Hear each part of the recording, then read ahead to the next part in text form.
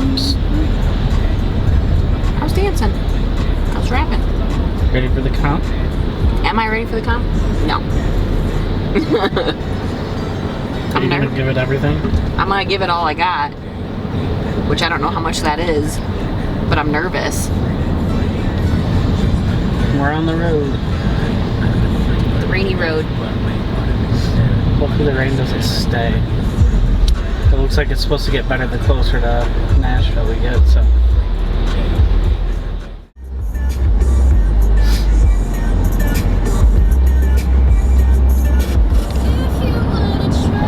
We almost got hit by a truck. We did. Our cooler tipped completely over. And we're only four hours into the drive. We're gonna stop along the way at New River Gorge. It's one of the highest bridges, I think, on like this side of West Virginia or something like that. But just enjoying some of the scenery as we drive around. We got time to spare.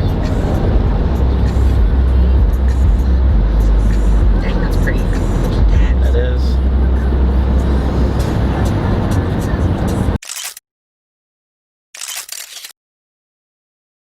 Alright guys, we made it to Nashville.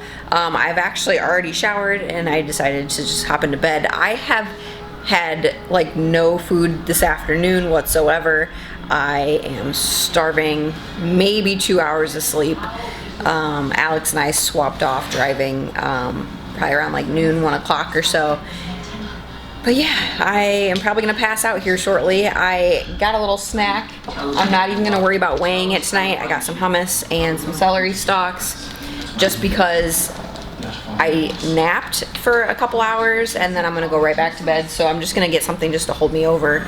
I weighed in without any clothes on and it was like 139.6 or something like that. So the rest of this week should be pretty free and clear as far as weighing in goes. But tomorrow we have activities.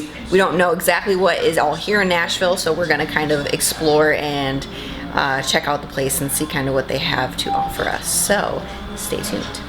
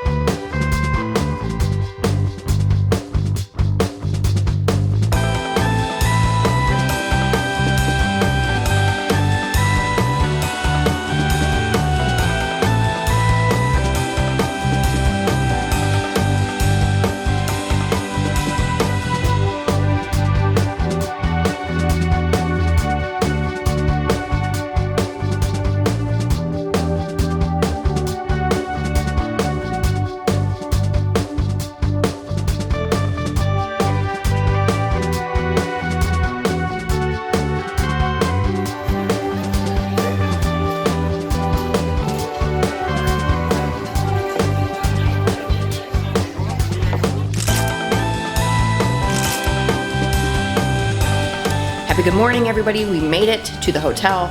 I weighed in at 137, so I am just under. I started drinking my Pedialyte, which is super warm and disgusting, but I have my shirts here, so I want to show you. Got a shirt for each day. I'll probably make them into a crop top a little bit later, but right now we're just going to relax. I'm going to rehydrate, get some carbs in my system, something to perk me up a little bit. I'm starting to get a little bit of some muscle cramps like in my legs just from driving and not having a whole lot of water. So I'm excited that I made weight. Now I don't have to worry about it, but I will check back with you guys later. Familiar with your work, and it's not every day that I find myself alone in my basement without a man who kills. Understand. You have nothing to fear. All right, guys, you get to experience. Unless Hopefully that stays. You get, Experience hubby half I naked. say something. there we go. Hubby half naked. You get to experience with me my first Thai food experience. I'm not gonna make you sit here and watch me eat all of You it, brought him here. but it's not bad so far. What I've done. I don't know what you're talking No. Very veggie-like is all I have to say. Where the hell is Kenny? And I got these little shrimp wraps. Sir, you're gonna want to take a look at this. This is a continuous They have, like, feed spinach live from the house in them. office. Principal, you just riding And you get like a right? peanut sauce or something. Where? I've never had Thai food. I'm very Midwest, we'll just say. We don't have a lot of like this. You get like a clear sauce. Who is that? We don't know yet. It's like a soy sauce. It's not clear. Uh-uh. Definitely. Come here quick then. Picking up on this. Hold on. You trust the feed? Working on it. My camera is literally going to die. That's it. Get the corner of that crab rangoon in that sauce. Just take a nibble. It is. Being from the Midwest, we don't have a lot of food options outside of the basics. So I like to try to experience them while we're traveling. Hopefully you can hear me over the TV because my husband's deaf. Get her out of here. Pretty good. Uh-oh. We have like shrimp, some noodles, spinach. I think there's chicken in here.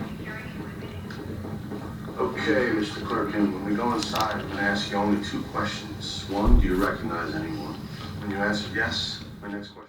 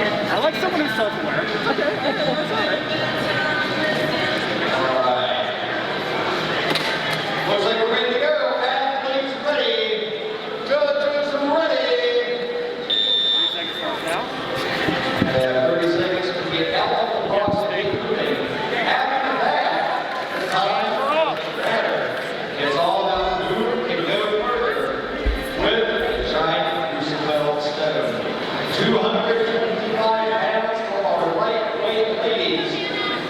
They are all still moving down the course.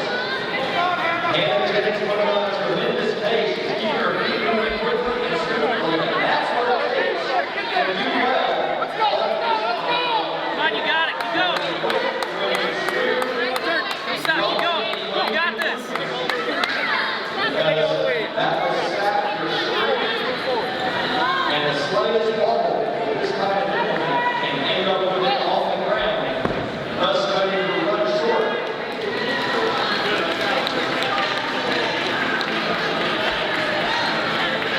We have 4 of our 5 ladies still moving here. And you see this straight at this point. It doesn't look easy for anyone. Come on, keep going. You got this. Don't drop it. Don't drop it. Keep going. Keep going.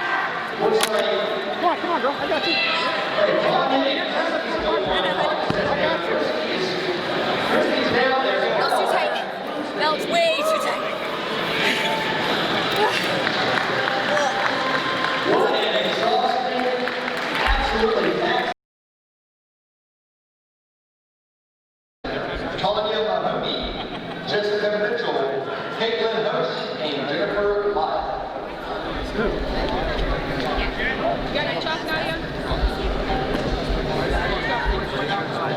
Just making a last minute adjustment here to the law. Our referees, our officials, making sure the callers are on things and trying to catch their rhythm. Appreciate you having an eye on that. Don't want to start with a loose collar, that's for sure. Here we go. Athletes ready. Judges ready. Come on, Nadia. Again, the technique on the knee is imperative. You have to get that thing in your lap.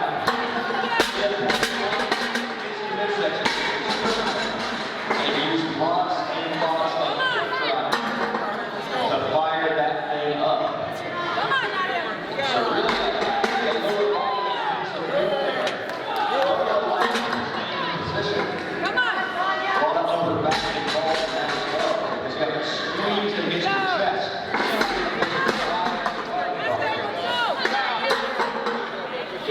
Once you get to the shoulders, it's all about that shoulder and tricep strength.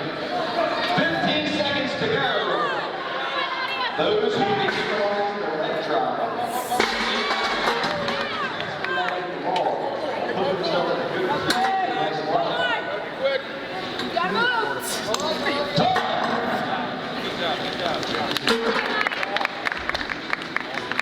So we're going to have, thank you so much to Road Fitness for providing the equipment.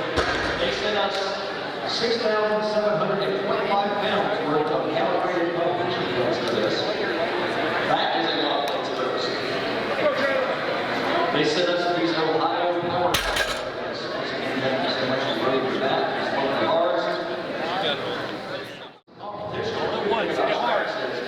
They help prevent bicep injuries because they eliminate the need for a mixed grip. And they also help prevent callus tears. Now, I haven't seen people tear calluses off these straps. It has happened. But it reduces the risk of tearing calluses on the hook of the bar, which means that we have less time to clean up on this type of thing.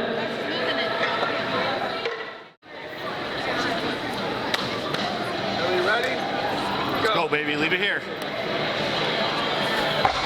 A little cleanup there in aisle 6. So one thing you'll notice too is on a maximum deadlift, the blood pressure goes through the roof on this when you're really hitting your maximum risk. So we may have some nosebleeds. Don't be alarmed, don't be concerned, folks. That is just something that happens when you're really pushing the limits. You talk about extreme sports, it's more extreme than the sport of Tighten that belly. Come on.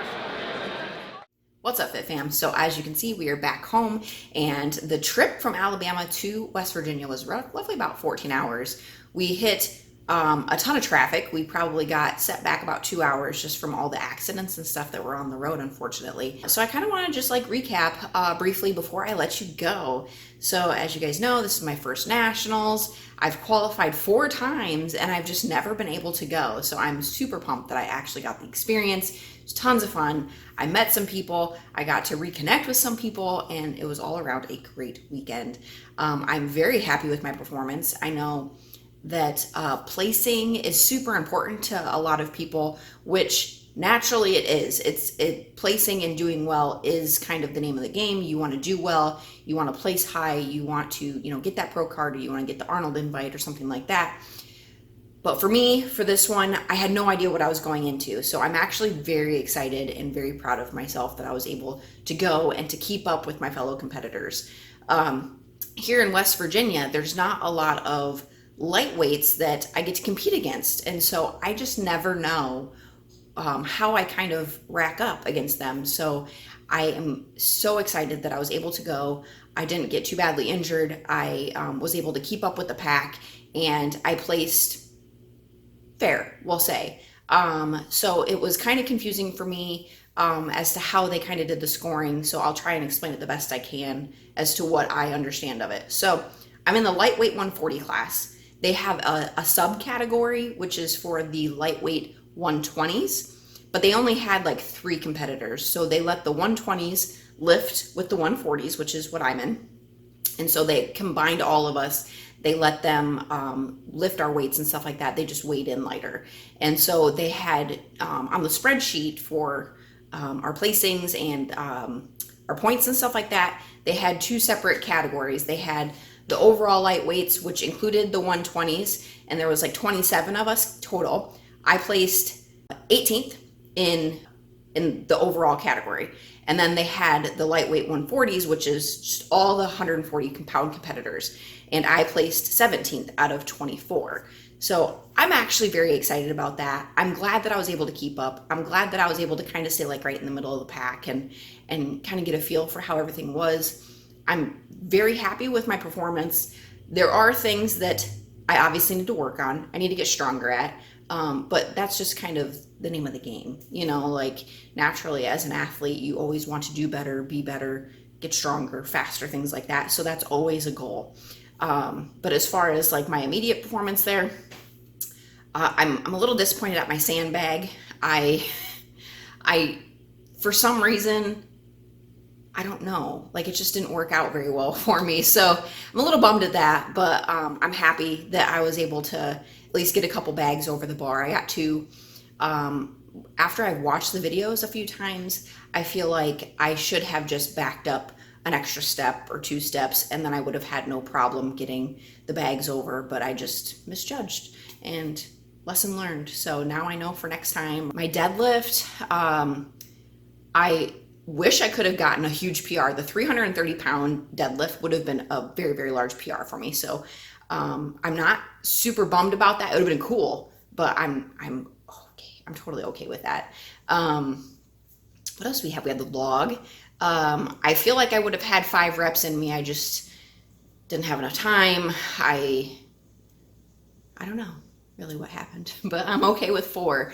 I was very exhausted, trying to keep like a steady pace, I guess. And I think if I would have just kept going instead of like stopping, catching my breath and starting again, I feel like I probably could have kept up a little bit more, but I got 4 reps, which I'm very happy with. My log has always been something that I enjoy doing, and I can rep out a light log, no problem. But trying to rep out a heavy log is something new to me. And 140 pounds is a PR in itself. And you guys know from the strongest man and woman of the forest how I feel about that heavy log. I was super pumped about it. But what else did we have? The yoke run. I think I pulled a rib out on my yoke run, but I am very happy with it overall. I try not to do heavy yokes just for my knee, just for knee health. My bad knee hurts all the time. It doesn't hurt like bad all the time. It's bearable, it's livable, it's workable. But anytime I run that stinking yoke with my knee, it just is, it's just a different kind of pain, and you know, we'll get stronger over time. My last knee surgery wasn't all that long ago, so I am very happy with that. What else do we have? We had the yoke, the deadlift, the sandbag, the log. There's one more. Oh, the Husafell. The Husafell was an experience in itself. I'm happy with it.